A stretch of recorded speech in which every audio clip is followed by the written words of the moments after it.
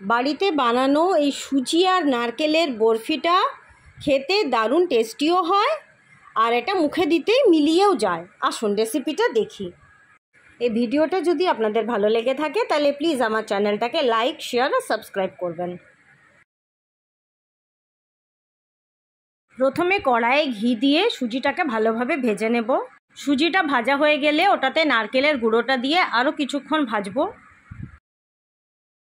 সাথে দেব কিছু dry fruits, এরপর দেব দুধ আর চিনি, এরপর দেব কনডেন্সড মিল্ক।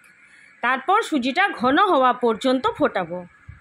এরপর বরফি টিনে বাটার পেপার দিয়ে ওটাতে সুজির মিশ্রণটা দেব, ওপর থেকে দেব ড্রাই ফ্রুটস আর সাইজ করে কেটে নেব।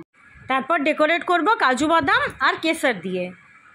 মিশ্রণটা ঠান্ডা হয়ে গেলে ওটাকে ডিমোল্ড করব, সাইজ করে কেটে নেব, এরপর পরিবেশন করব।